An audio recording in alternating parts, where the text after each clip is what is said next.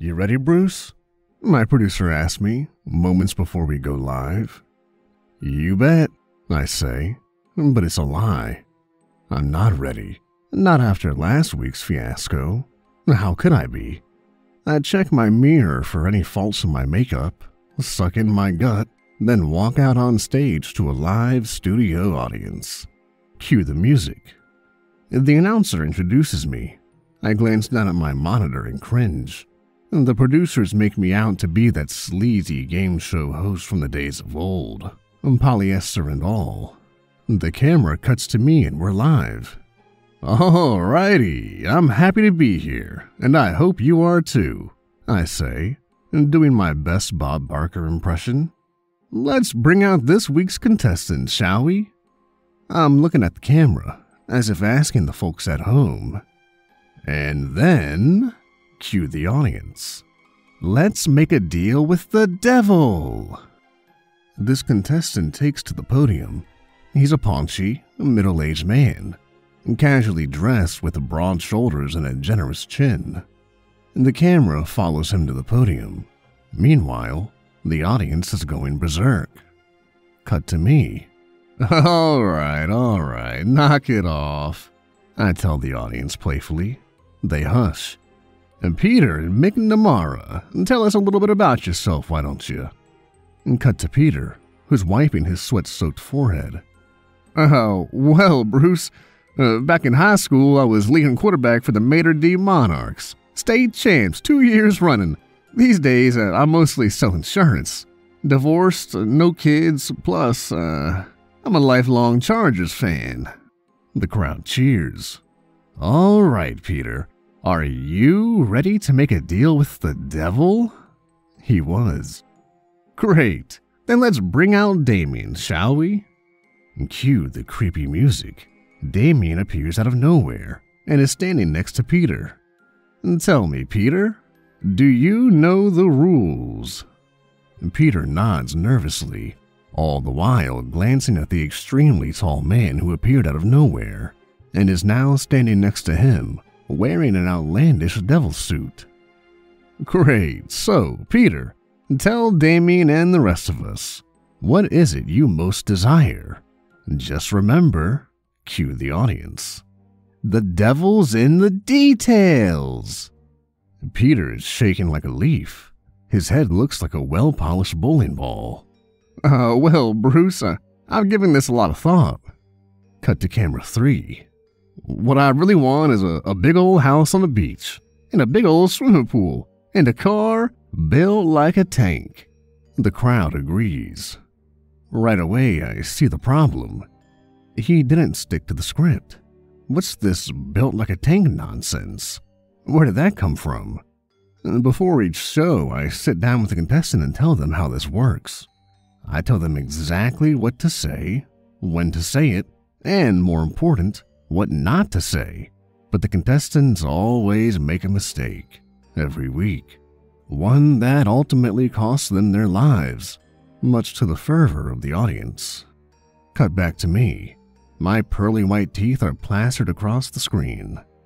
"All right then, let's ask the devil if he's willing to make a deal, shall we?" Damien Carey is towering over Peter, grinning like a used car salesman. He looms larger than life, both on and off the screen. Audiences love him. He dresses in a skin-tight red leather suit, pointed red tail, a pitchfork, and devil horns. But don't let his ridiculous attire fool you. It's all a distraction. Close-up of Damien smiling devilishly into the camera. Well, what do we have here?" Damien asks in his guttural voice. "Peter, is it? I don't know. You ask for so much, but then you must ask yourself, how badly do you want these things? Are you willing to give your soul?" Peter would. He really would. "Excellent. Damien sneers into the camera. Just excellent. The camera shows Peter shaking hands with the devil. I take a cautionary step backwards and trying my darndest not to show fear. I don't want to end up like the previous host. Who would? I can't let that happen to me. Not while everyone is watching. Cut to me. Well, that's just fabulous. So, cue the audience. Let's make a deal with the devil. The camera zooms in on Peter, who is sweating profusely, palms clenched, open mouth smiling. Cut to me. That is great. But tell me, Satan, what's the catch? There's always a catch. The catch is, Bruce. He leers into the camera with his "Don't tell me I didn't warn you" look. The car will be big, and it'll drive itself. Peter won't have to lift a finger. It'll be a smash. Close-up of Peter, who appears as happy as a pig in shit. I hate the next part. Damien snaps his long and crooked finger. Poof! Peter is gone. Vanished. The crowd is aghast. They think this is all TV trickery, as the camera cuts to Damien, who's licking his paws and somehow wagging his tail. I recall how the previous host died. I can't get that image out of my head. They're still trying to scrape his stains off the floor, right where I'm standing, no less. But hey, the ratings speak for themselves. Give the people what they want. Damien is doing his devil shtick and the audience is applauding him. Millions of viewers are watching, waiting for the inevitable carnage that will soon unfold. Meanwhile, the knots in my stomach are multiplying. My left leg is shaking and I'm stone cold terrified. Cut to a beach house, where a group of partiers appear on the screen, showing off their California tans, sipping exotic drinks from colorful straws while they lounge around a large swimming pool in skimpy outfits. Cut to Peter, who's got a drink in each hand and a shit-eating grin stamped across his face. And Peter has become the embodiment of the American dream right before our eyes. The audience rages on. I shudder. My stomach fills with butterflies. I know what's coming. If I screw this next part up, I'll see my career in hell. The camera cuts to me. So, Peter, tell the audience at home, how does it feel to finally have your dream home on the beach? Cut to Peter and the girls in the back room are whooping and hollering and splashing about. I'll tell you what, Bruce, he says, sipping his drink, enjoying the view. It feels great. What comes next will haunt me at night, when the lights are off and the cameras put away. Some things in life are impossible to forget, even for heartless Hollywood vampire types like myself. Cut to Damien standing next to me, too close for comfort. Well, Peter, his voice sardonic and cruel. I can see you like the swimming pool. You do like the swimming pool, don't you? The screen shows Peter grinning ear to ear. Good. Well then, Damien says, licking his moist lips. Let's cut to the chase. I think it's time to bring out the new car. Damien snaps his fingers and a shiny new Hummer appears in the driveway. He's standing next to it, dangling a golden set of keys. I have no clue how he does this or where those cameras come from. I'm not allowed to ask, which is fine by me. Some things are best unknown. Zoom in on Peter, who's running arms out to the driveway, carrying his fruit-filled drinks. The audience oohs and ahs. Wide shot of Damien and Peter, standing toe-to-toe in front of the Hummer. The Hummer glistens under the warm California sun. You asked for a big car, am I right? Damien asked in a bombastic voice. Yes, Damien, I did. Well, is this one big enough? Peter nods approvingly. Excellent. So what do you say, Peter? Wanna take her for a ride? Peter does. Damien snaps his finger, and suddenly he and Peter are inside the Hummer, seatbelts and all, and Peter's drinks are nowhere to be seen. And people at home think this is studio trickery. It isn't, which is one of the reasons why I'm scared to death. I don't know how I ever talked myself into this gig. Cut to the dash cam inside the vehicle, and Damien is outwardly pleased. He leans into the camera. Good, because... The devil's in the details.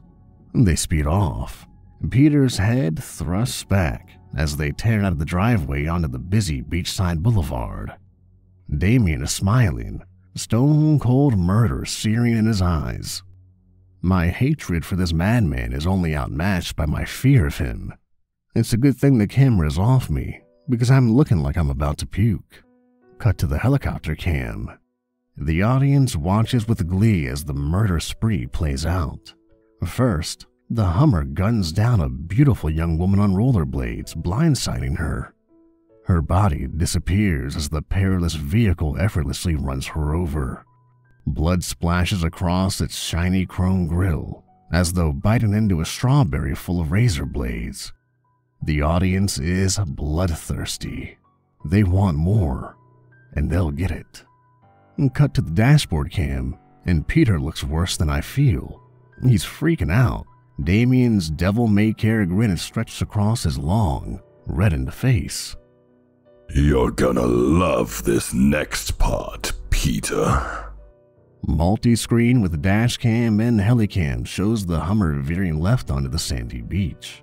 One man's head gets crushed like a grape. His brains splatter across his finely chiseled chest, his left eyeball lost in the many crevices of the crimson sand, while his lifeless body lies flattened on his blood-soaked beach towel.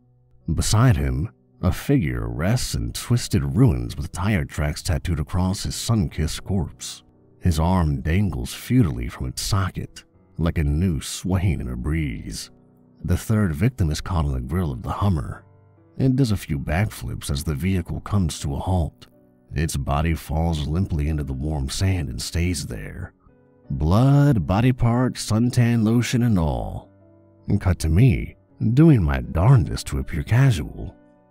Incredible stuff, Damien, I say, wearing my stapled-on smile. That was one heck of a bargain you got there, Peter. Does the audience agree with me or what? They do. Good. I hope each and every one of you at home agrees too. Cut to Damien, who's somehow back in the studio, standing at the podium next to me, twirling his long devil tail, smug as a bug on a rug. His eyes meet mine and fill me with dread. Close-up of me, my leg refusing to stay still. Let's see how things are going with Peter, shall we? Wide shot of the beach. The scene is horrific. Police everywhere, trying to regulate the manic crowd who, moments ago, were enjoying a picturesque afternoon on the beach. Camera zooms in on the girl wearing rollerblades lying face down in a pool of blood. Her neck snapped like a twig, her bleached blonde hair slathered in blood and tiny specks of brain. Multicam shows Peter from every angle as he tumbles out of the Hummer. The cops arrive in droves and have him surrounded. Every bullet in America is pointed at him. He's crying, phlegm and snot flowing from his ruby red nose like honey from a razor's edge. The cops are giving him orders, but he doesn't seem to notice. Instead, he's fumbling for his keys and talking gibberish. His keys slip from his fingers. The audience is biting their nails. Multicam shows me trying not to vomit. I'm holding it back as best I can. The show's almost over, I tell myself. I can make it through this, I must. Then I'm safe. Until next week, that is. A close-up of Peter reaching for his keys, and that's the last thing he'll ever do. Multicam shows Peter from every possible angle as a banquet of bullets pulverize his flesh and bone. He flounders like a bloody ragdoll as his brains explode into a million pieces, like ravioli hitting a fan. Then he falls flat on his bullet-ridden face. And that's the end of Peter McNamara. The audience rages on. Cut to me, and I'm ghost white and shaking like a leaf. It looks like Peter got the wrong end of that bargain. Much applause, and cue the music. Zoom in on Damien standing over me, squeezing my shoulder, staring down at me with a deranged smile stamped across his demonic face. My legs still twitching, my stomach still in knots. Well, folks, I say, with as much bravado as I can muster, be sure to tune in next week and try to have yourself a good night. I look forward to seeing you again next week on Let's Make a Deal with the Devil.